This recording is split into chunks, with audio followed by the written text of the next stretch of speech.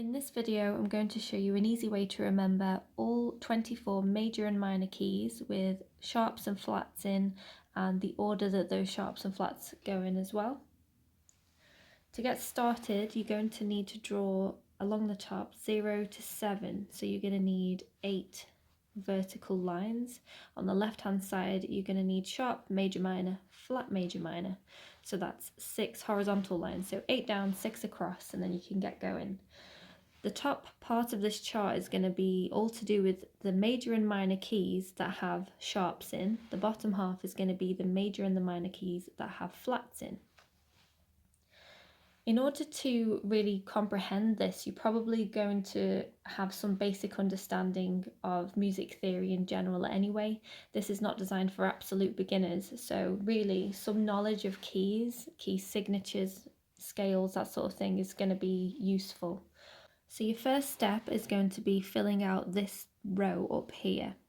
So 0 sharps there, you can put a little strike through because, well, 0 sharps, so they don't exist, so that's just nothing.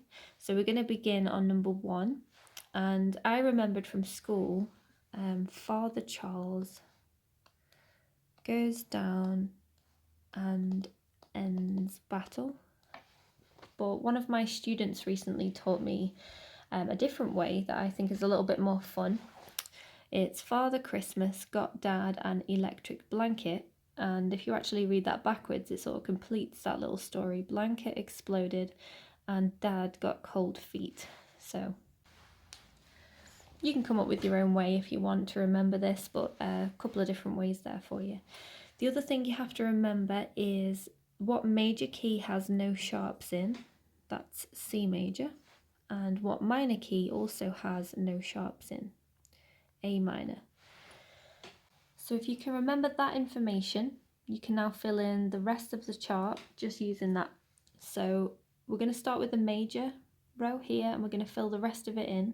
All you need to do is you find C on the line above, so it's there, and you're going to fill out what you can actually see there. Just copy it out from left to right. So the next one's going to be G, D, A, E, B.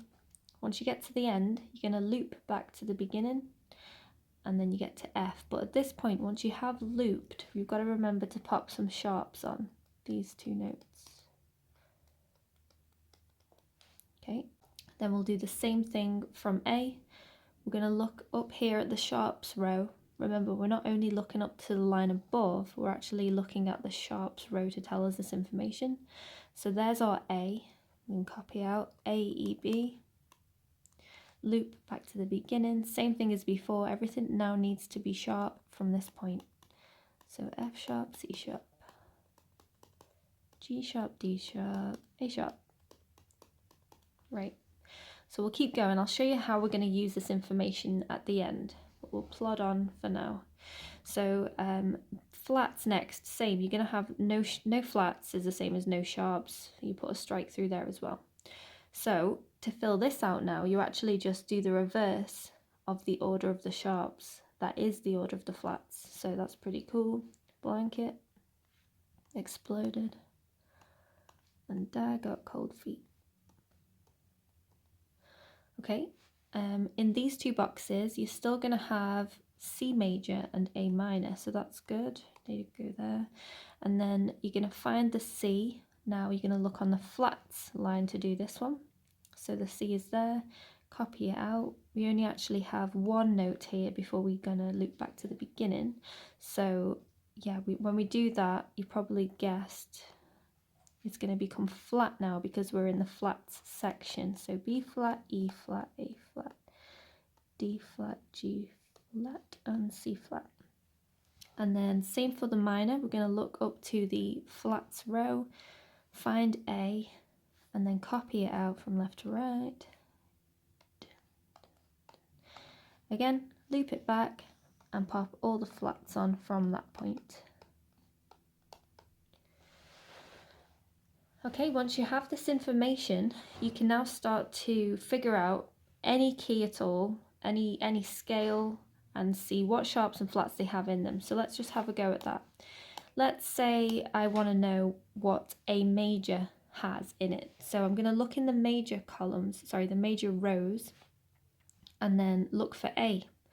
You might not find it in this row. If you don't, you've got to look down here and look in this row as well.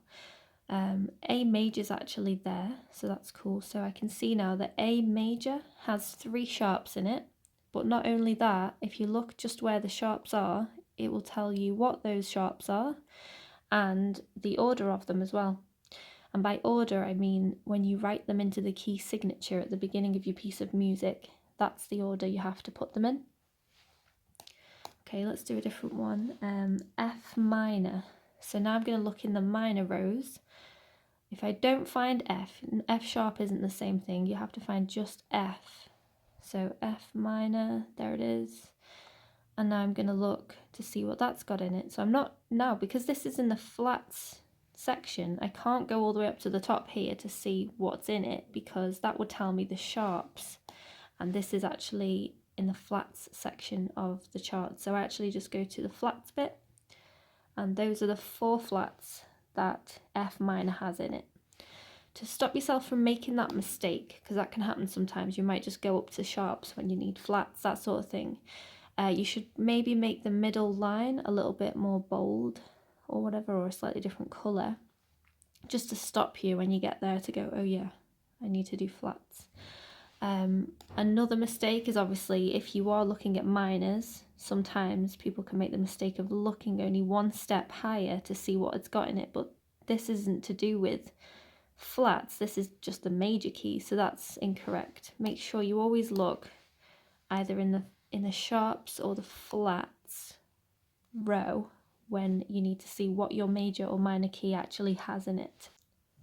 Check out the description below the video and you'll find a link to download a completed version of this chart and also a blank one for you to practice writing it out as well.